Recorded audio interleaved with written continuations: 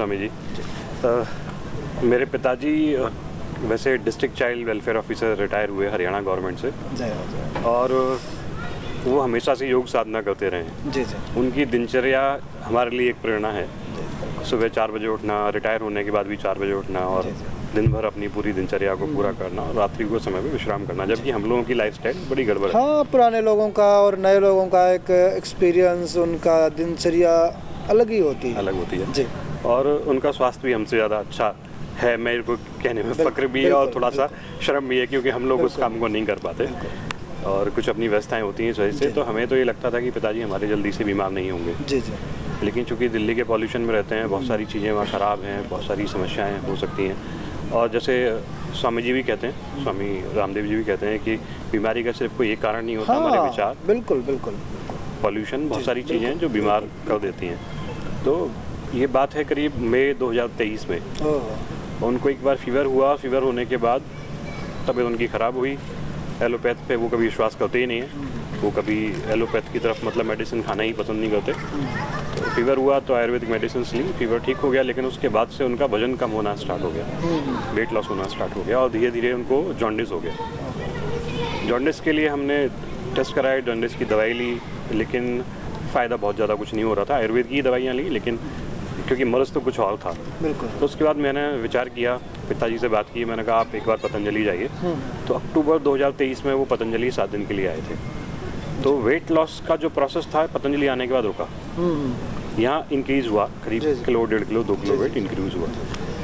तो लगा कि चीज़ें ठीक होंगी, लेकिन जैसे ही वापस दिल्ली गए दोबारा से वेट रिडक्शन होना स्टार्ट हो गया और दिसंबर आते आते उनका वज़न घट के रह गया 50 किलो। तो मेरी सिस्टर है, उन्होंने कहा कि भैया एक डॉक्टर हैं अरुण कुमार PSRI हॉस्पिटल में, आप उनको एक बार चेकअप करा लो, हो सकता है लीवर में कोई और प्रॉब्लम हो, क्योंकि हम तो इस चीज़ को मान के चल रहे थे लीवर में कुछ प्रॉब्लम थी। वहाँ जाके जब इन्वेस्टिगेशन कराई, उन्होंने इन्वेस्टिगेट करना स्टार्ट किया तो उन्होंने बताया लास्टली कि पेनक्रियाज में दिक्कत है। और एक टेस्ट उन्होंने कराया CA-19 जो काफ़ी बड़ा हुआ था, 121 पे गया हुआ था। मैक्सिमम 37 होना चाहिए, उससे ज़्यादा नहीं होना चाहिए। तो ये कैंसर मार्कर है CA-19, पेनक्रियाटिक कैंसर का एक मार्कर है। लेकिन इससे कंफर्म नहीं होता 121 होने के बावजूद भी। तो उन्होंने कहा कि वैसे तो ये कैंसर है, लेकिन स्टिल एक चीज़ और करा सकते हैं, पेट स्कैन आप करा लीजिए। तो पेट की रिपोर्ट भी मेरे पास है, पेट भी कराया तो वो डिक्लेयर हो गया।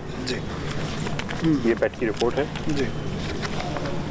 और फिर इसमें ये डिक्लेयर हो गया कि उनको ये प्रॉब्लम है। तो उन्होंने तो तैयारी कर ली थी कि आप इनको फटाफट से एडमिट कराओ, अभी स्टेज है और इनको सर्जरी करेंगे। सर्जरी करके पेनक्रियाज और ये सारी चीज़ें, लीवर सब निकाल देंगे। तो मैंने उनसे कहा कि डॉक्टर साहब जब ये निकाल दोगे तो बचेगा क्या? ये ठीक है। हाँ। तो उन्होंने कहा कि नहीं, इसके बाद भी आदमी 5-7 साल जीवित रह जाता है। मैं रोने लगा वहाँ पे। तो उन्होंने कहा कि रोने की क्या बात है, ये तो एज है 70-72 की एज होगी तो ये हो जाता है। मैंने कहा नहीं होना चाहिए था, क्योंकि जो उनकी लाइफस्टाइल है, जिस तरह खान पीन है, वो नहीं होना चाहिए था।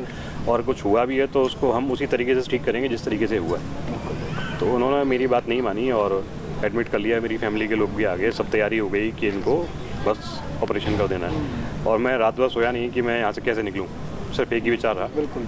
अगले दिन मैंने विचार किया, डॉक्टर से बात की कि पेट की रिपोर्ट अभी नहीं आई है और मुझे नहीं लगता कि ये है अभी भी। मैं बिल्कुल विश्वास नहीं करता, आप जो कह रहे हैं मुझे कोई विश्वास नहीं है उसके ऊपर। पेट की रिपोर्ट आ जाएगी तो हम दोबारा हॉस्पिटल आ जाएंगे, अभी मुझे जाने दो। मैंने पापा से बात की कि अगर ये सच भी है, जो कुछ उन्होंने बताया ये सच भी है, तो भी हम ये सब तो नहीं कराने वाले। तो पिताजी ने कहा कि ठीक है, ये सब तो नहीं कराना। हम वहाँ से निकले, फिर दूसरे डॉक्टर से सलाह की, तीसरी जगह डॉक्टर से सलाह की, मेडिकल एडवाइस ली, सब ने कन्फर्म किया कि ये प्रॉब्लम है। तो फिर घर पे हमने विचार किया कि कीमो, रेडिएशन, ये जो भी चीज़ें जो प्रोसेस है मॉडर्न मेडिकल साइंस का, भाई उस पर तो हम लोग नहीं जाने वाले, क्योंकि मैं खुद साइंस बैकग्राउंड से रहा हूँ। तो कुछ चीज़ें मैंने पढ़ी, कुछ समझी। और बहुत सारे डॉक्टर्स को जब ये डिक्लेयर हुआ तो मैंने बहुत सारी बुक्स को पढ़ना स्टार्ट कर दिया कैंसर के बारे में। तो मुझे समझ में आ गया कि कीमो वगैरह का तो वैसे भी रेट कुछ नहीं है, 2% की रेट है। यानी लोग इसको थेरेपी मान कैसे सकते हैं कि आप 100 में से 100 लोगों को कीमो करोगे, उसमें से 98 खत्म हो जाएंगे, सिर्फ 2% लोग बचेंगे। तो उस पर जाना ही नहीं था मुझे। तो मैंने फिर विचार किया, पिताजी से बातचीत की कि हम पतंजलि से कुछ चीज़ें लेंगे और आहार पे विशेष ध्यान देना है और अनुलोम विलोम पे विशेष ध्यान देना है। क्योंकि कैंसर की कंडीशन का मतलब ये है कि कैंसर 2 कंडीशन में होता है, जब आपके शरीर में ऑक्सीजन कम हो जाए और एसिडिटी बढ़ जाए। अब इसी पे वर्कआउट करना स्टार्ट किया। डाइट में सारी सब्जियां, इवन फ्रूट्स भी मैंने बंद कर दिए। एक उनका पूरा प्लान सेटअप किया, बहुत सारी बुक्स पढ़ी, उनसे बहुत सारे क्रक्स निकाले कि क्या खाना है क्या नहीं खाना। पूरा एक डाइट चार्ट तैयार किया और जिसमें सुबह सुबह उठने के बाद गोधन अर्घ के बाद गेहूं का ज्वारा। फिर मैंने स्वामी जी द्वारा लिखित एक किताब पढ़ी, उसमें एंटी कैंसर क्वाथ था, वो क्वाथ लेना स्टार्ट किया।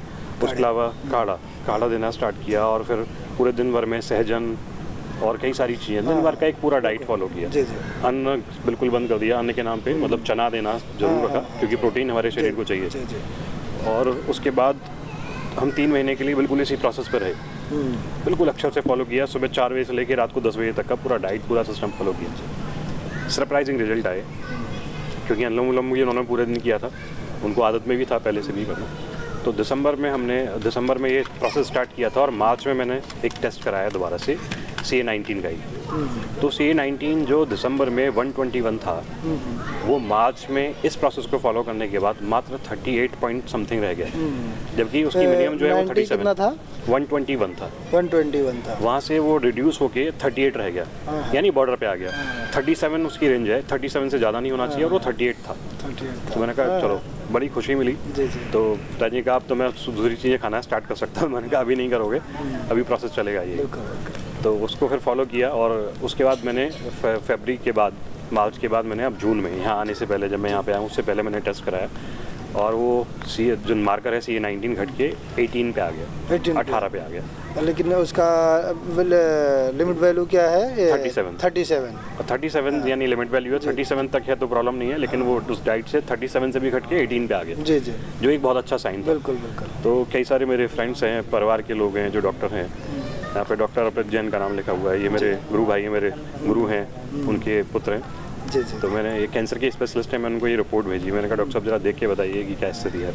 डॉक्टर साहब ने चेक किया तो बोले 4 बार रिपोर्ट चेंज करके देखी, यार ये कैसे पॉसिबल है? क्या दिया आपने, क्या खिलाया आपने? ये हुआ कैसे? ये हुआ कैसे? मैंने कहा उसके लिए फिर आपको घर पे आना पड़ेगा कि मैंने क्या खिलाया, क्या किया, मैं दिखाऊंगा आपको। तो कह रहे ये दोबारा बढ़ना नहीं चाहिए। मैंने कहा वो बढ़ेगा नहीं, क्योंकि जो हम डाइट दे रहे हैं, कह रहे मैं भी इस बात, क्योंकि इससे पहली रिपोर्ट भी मैंने उनको भेजी थी जब 38 था। तो डॉक्टर साहब का कहना ये था कि मैं ये सोच रहा था कि 38 से घट के 30 तक आ जाएगा, लेकिन 18 आ गया। 18 कैसे आ गया? ये मुझे समझ में नहीं आ रहा कि कैसे हुआ है। मैंने कहा मैं इनको ऑब्जर्वेशन में 3-3 महीने पे हम लोग रखने वाले हैं, तो उसके बाद वो सारी चीज़ें। हाँ, भगवद गीता में भी कहा भगवान ने, न तस्य रोगो न जरा न मृत्यु प्राप्तस्य योगाग्निमयम शरीरम, कि जो योग से अपने आप को तपा लेता है तो फिर उसको जरा और मृत्यु, ये व्याधियाँ नहीं सताती, अगर वो योग से अपने आप को तपा लेता है। सुनील जी का स्वागत करते हैं हम। बहुत बहुत प्रणाम सुनील जी आपको भी बहुत बहुत प्रणाम। क्या समस्या थी आपको? मैं पहले पुलिस की सेवा में था। अच्छा। तो वहाँ तनावपूर्ण वो रहती थी। हाँ, ये तो जिम्मेवारी पुलिस वालों के बेचारों के क्लेरिकल में तो बहुत ज़्यादा जिम्मेदारी रहती है। तो उस वजह से, तनाव की वजह से शुगर हो गई 2001 में। 2001 में? जी सर। 2001 में जब शुगर हुई तो डॉक्टर ने कोई अंग्रेजी दवाइयाँ चालू कर दी, ग्लाइसिन वगैरह टेबलेट जो रहती है वो खाता रहा मैं। उनको खाते खाते धीरे धीरे शुगर बढ़ती गई, वो क्वांटिटी बढ़ाते गए डॉक्टर उसकी दवाइयों की वो बढ़ाते कभी आयुर्वेद पे आ जाता था मैं, कभी एलोपैथ पे आ जाता था, कभी आयुर्वेद पे आ जाता था। इस तरीके से मैं बदलता गया पैथी, लेकिन उससे कोई लाभ नहीं हुआ। और धीरे धीरे आँखों के नीचे सूजन आने लगी और पैरों पे सूजन आने लगी। रोशनी कम नहीं हुई? रोशनी कम नहीं। हाथों पे और वो आँखों पे स्वेलिंग।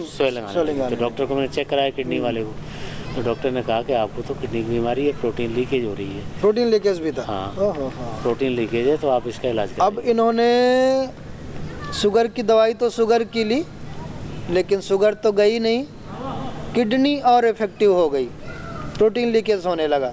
फिर उसके बाद में हमारे एक रिश्तेदार थे, उनका किडनी का इलाज चल रहा था लखनऊ में। अच्छा। PGI के डॉक्टर थे, डॉक्टर दीवान जी। तो उन्होंने कि वहाँ आ जाओ, वो कंट्रोल कर लेंगे। तो मैं लखनऊ चला गया, चूँकि ससुराल पास में हरदोई में। अच्छा, हरदोई में ससुराल में। तो वहाँ चला गया, डॉक्टर साहब को दिखाया, तो उन्होंने प्रोटीन लीकेज तो कंट्रोल कर लिया। लेकिन धीरे धीरे शुगर को कंट्रोल नहीं कर पाए। शुगर बढ़ती चली गई, शुगर 500 पे पहुँच गई। 500 पे पहुँच गई तो उन्होंने कहा अब आपको इंसुलिन पे आना पड़ा। मैं घबरा गया, लेकिन फिर भी अब चूँकि मरता क्या ना करता। सही बात है, जब व्यक्ति के सामने को संकट दिखता है, बड़ा मौत दिखती है ना, तो बोलते ठीक है, कुछ भी तो करना पड़ेगा। तो इंसुलिन लगाना चालू कर दिया। इंसुलिन की मात्रा भी इतनी बढ़ गई कि इंसुलिन 50 तक पहुँच गई। मतलब 26 सुबह लेता था और 24 यूनिट शाम को लेता था, ऐसे 50 यूनिट लेता था। धीरे धीरे बढ़ती गई। कितनी इंसुलिन लेने के बाद शुगर फिर कितनी रहती थी? फिर उसके बाद भी 140 फास्टिंग रहती थी और करीब 250 के 260 के आसपास उसकी रहती थी। ठीक है। तो बाद में करीब इंसुलिन कब शुरू हुई थी? इंसुलिन चालू हुई थी करीब 2018 में। 2018 में? 18 लगभग 6 साल पहले। 6 साल हो गए। हाँ हाँ। तो 18 में चालू हो गई शुगर। अपन लापरवाही भी हो जाते हैं कि शुगर लग रही है, इंसुलिन ले रहे हैं तो ठीक है भाई, अपना करते रहो। ठीक है, इंसुलिन तो लगा ही रहे। एक दिन मैं ऐसी टीवी चला रहा था तो आस्था चैनल पे सुबह देखा स्वामी जी दिखाई दिए। स्वामी जी दिखाई दिए तो स्वामी जी योगा करा रहे थे। उन्होंने बहुत से तरीके बताए कि शुगर ऐसे कम होती है, कंट्रोल ऐसे होती है, योगा करो। क्योंकि मैं यूपी में पढ़ा हूँ तो यूपी में 8वीं क्लास तक योगा का एक क्लास होता था। उसमें सारे आसन लगाना बताते थे। उसका प्रैक्टिकल भी होता था, एक्सटर्नल आता था। कहाँ रहे हो? इटावा जिले में। हाँ, तो वहाँ पे प्रैक्टिकल होता था। तो वो आसन चूंकि मुझे याद थे, लेकिन जब गुरुजी की प्रेरणा मिली तो मैंने वो आसन लगाना धीरे धीरे प्रारंभ कर दी। प्रेरणा से 1 घंटे अनुलोम विलोम भी करना चालू कर दिया, आधा घंटे कपालभाति भी करना चालू कर दिया, भस्त्रिका प्राणायाम भी चालू कर दिया। धीरे धीरे आयुर्वेदिक औषधियाँ लेना भी चालू कर दिया गुरुजी की। औषधियाँ क्या क्या ली? औषधियाँ मधुनाशनी मधुग्रिड लेता था और बीपी के लिए बीपी ग्रिड लेता था। ये दवाई लेनी चालू कर दी। तो धीरे धीरे इंसुलिन, मंडूकासन लगाता था, उसके अलावा पद्मासन लगाता था। पद्मासन में बैठ के नीचे झुक जाते हैं वो आसन लगाता था। योग मुद्रासन हो गया। योग मुद्रासन, पीछे झुक जाते थे वो। सुप्त वज्रासन और आगे की तरफ गुप्त पद्मासन, उसमें भी लेट जाते थे वो लगा के। तो ये आसन लगाने से मेरी धीरे धीरे इंसुलिन कम होनी चालू हुई। फिर शुगर कम होनी चालू हो गई तो इंसुलिन भी कम कर दिए। फिर कम हो गई। अब जब अब की बार जांच कराई तो किडनी की प्रॉब्लम आ गई। किडनी में क्रिएटिनिन बढ़ा हुआ आ गया। तो करीब तो इंसुलिन कब बंद हो गया था? इंसुलिन तो कल बंद हुआ है। अच्छा, कल बंद हुआ। यहाँ जब आए तो कितना इंसुलिन लगता था? तब 14 यूनिट शाम को लेता था, 12 यूनिट सुबह लेता था। तो ये 26 यूनिट। फिर यहाँ आए तो यहाँ पे जो पंचकर्म षटकर्म चल रहे हैं उनमें भाग लिया। उनमें भाग लेने के बाद में वैसी डाइट ली, वही जो बॉयल सब चीज़ें रहती हैं वो डाइट लेने से धीरे धीरे रात में मुझे चक्कर आती पूरी तरह से। तो धर्मपत्नी को जगाया मैंने कि यार ऐसे चक्कर आ रहे हैं। बोले आपको लगता है शुगर डाउन हो रही है। उन्होंने थोड़ा सा पेठा रखा था, बोले पेठा खा लो। तो पेठा खाया तो उससे थोड़ी सी नॉर्मलिटी आई। नॉर्मलिटी आने के बाद में फिर मैं आया। तो कल जांच कराई डॉक्टर को, डॉक्टर पांडे हैं। तो उनको जांच कराई तो उन्होंने शुगर जांच की तो वो 60 पे आ गई। तो शुगर तो 60 पे है। तो ये तो तुम मतलब वो उस पर चले जाओगे, कोमा में चले जाओगे। आप ऐसा करो इंसुलिन बिल्कुल बंद कर दो। तो गुरुजी की कृपा से इंसुलिन पूरी क्रिएटिनिन कितना है अभी आपका? क्रिएटिनिन 5.2 है। कल गुरुजी को भी बताया था मैंने, तो उन्होंने आशीर्वाद दिया है कि आपका बिल्कुल कम हो जाएगा, कंट्रोल हो जाएगा। 15 17 क्रिएटिनिन वाले भी अभी हालांकि डायलिसिस पे नहीं गया। नहीं, आवश्यकता ही नहीं है। नॉर्मली जैसे आपने योग करके इतने दिन का इंसुलिन आपका बंद हो गया। अब देखो इनका क्या रहा। पहले इनको शुगर की समस्या हुई, फिर उसकी दवा लेने से इनको किडनी की समस्या हुई, बीपी हुआ, कई सारी बीमारियां। तो इसलिए एक समाधान के लिए हम कितने संकट उत्पन्न कर लेते हैं अनजाने में, हमें पता ही नहीं चलता। मेरा नाम सुरेश जागलान, गुड़गांव से आया हूँ। मुझे फ्रोजन शोल्डर था कई सालों से। फिजियोथेरेपी को भी दिखाया था, उसमें एक बार तो आराम हो गया, इंजेक्शन वगैरह दिया, आराम हो गया, लेकिन दोबारा फिर से हो गया था। तो मेरे को किसी ने बताया कि पतंजलि में जाओ, वहाँ पे आपका बढ़िया से ट्रीटमेंट हो जाएगा। यहाँ आने के बाद में मैंने 3 दिन में ही मेरा फ्रोजन शोल्डर सही हो गया, पेन वगैरह भी एकदम टनाटन हो गया। मेरा नाम सीमा जागलान है और मैं गुड़गांव से आई हूँ। और मुझे काफ़ी 13-14 साल से लोअर बैक पेन था बहुत ज़्यादा। और 1.5 साल पहले मुझे इंजरी हुई थी, तो डॉक्टर्स ने मुझे 1 महीने से बेड रेस्ट दे रखा था। और फिर मैंने बाबा जी की वीडियो देखी और 2 दिन मैंने योगा किया। डॉक्टर ने तो मना कर दिया था फिर, लेकिन बाबा जी की वीडियो के बाद प्रेरणा मिली और मैंने योगा किया। तो 2 दिन में मेरी लंबार बेल्ट हट गई थी। डॉक्टर ने तो हिलने को भी मना किया था। 2 दिन मैंने जैसे तैसे करके धूप में बैठ के 1-1.5 घंटा योगा किया, तो बहुत ज़्यादा मुझे रिलीफ मिला। अब लेकिन मेरा पेन और 1 महीने में तो बिल्कुल ऐसा हो गया कि है ही नहीं। लेकिन अब मेरी दिनचर्या ख़राब हो गई, उसके बाद लापरवाही की तो फिर से मुझे पेन आने लग गया था।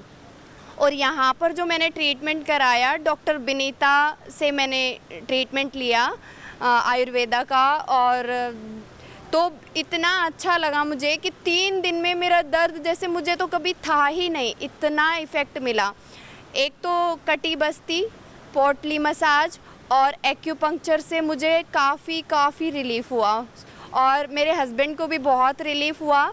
मैं तो बहुत ही हैरान थी आज उन्होंने ज़िंदगी में पहली बार, मुझे विश्वास ही नहीं हो रहा था कि वो कभी मतलब ये योगा कर सकते हैं, भुजंगासन ऐसे और मंडूकासन, उस पोजीशन में बैठना भी पॉसिबल नहीं था, और 3 दिन में ऐसा हो गया, मैं बोल ही नहीं पा रही हूँ, इतना खुश हूँ।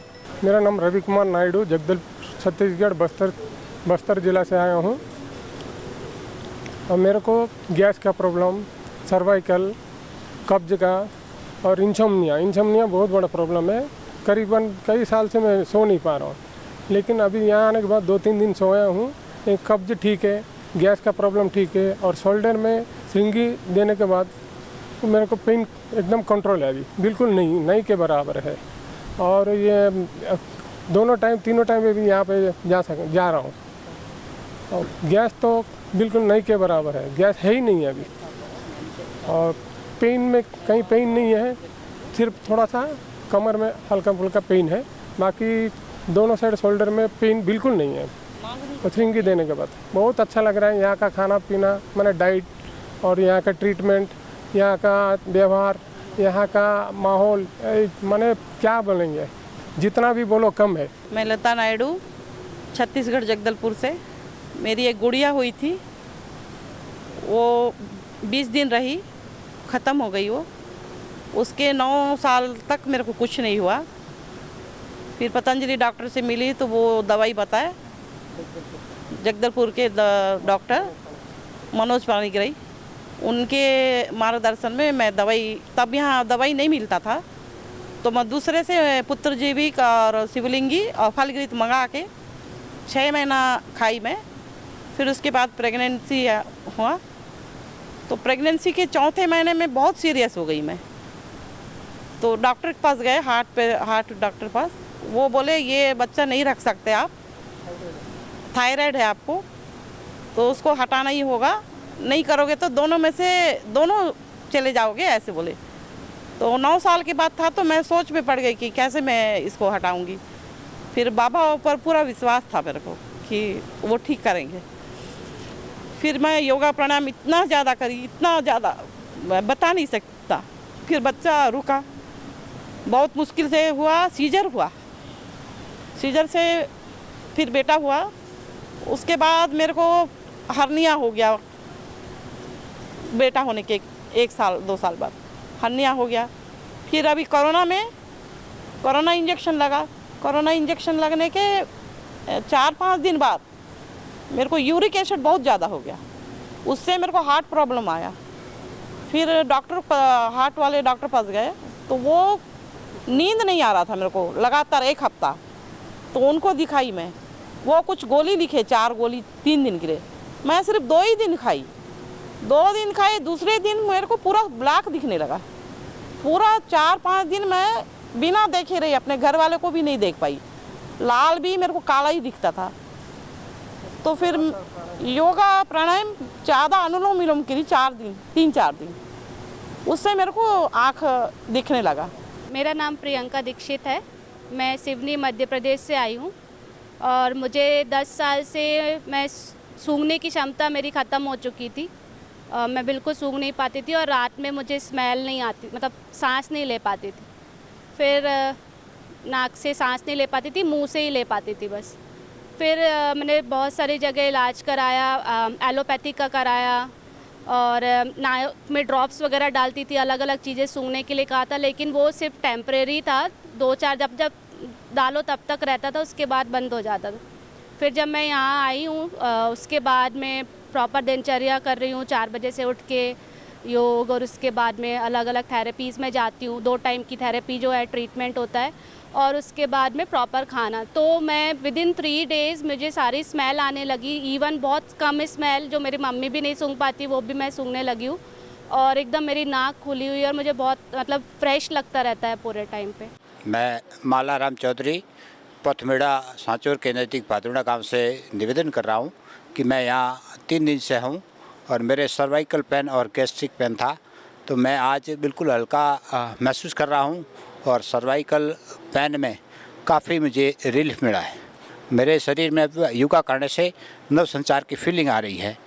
तो मैं सभी से निवेदन करूँगा एक बार आप यहाँ के देखें और अभ्यास करें, सारी बीमारियों की मिटाने की यहाँ प्रक्रिया है। मेरा नाम जगदीश प्रसाद, मैं भिवानी ज़िले में पाजू नांगल पाजू स्थान पर रहता हूँ। मेरे लीवर किडनी खराब थी, घुटनों में दर्द था, वो थोड़े से दिन में यहाँ जुड़ कर के मैंने योग किया और संपूर्ण रोग जो है मेरा नष्ट हो गया। और यहाँ का स्टाफ, यहाँ का वातावरण, यहाँ की जलवायु, यहाँ का रहन सहन, ऐसा जो है भारत भूमि पर पहला ही एक केंद्र है पतंजलि योग। श्री कृष्णा रस्तोगी है। मैं जीरकपुर मोहाली से आया हुआ हूँ, जो कि चंडीगढ़ के साथ में ही है।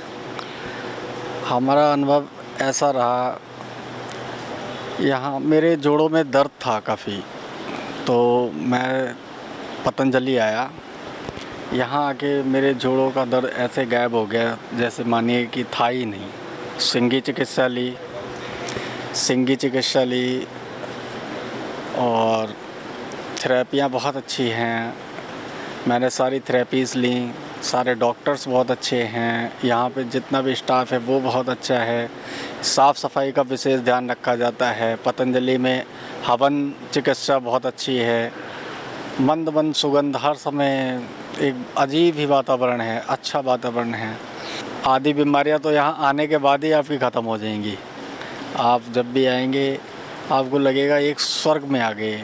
धरती पे अगर कहीं स्वर्ग है तो आप प्लीज़ पतंजलि ज़रूर आइए और आपकी कोई भी समस्या है उसका इलाज भी कराइए। और यहाँ के डॉक्टर्स, यहाँ के थेरेपिस्ट बहुत अच्छे से आपका बहुत अच्छे से देखभाल करते हैं, इलाज करते हैं, और आपका मन भी प्रसन्न होगा, आपका जो रोग है वो भी मिटेगा।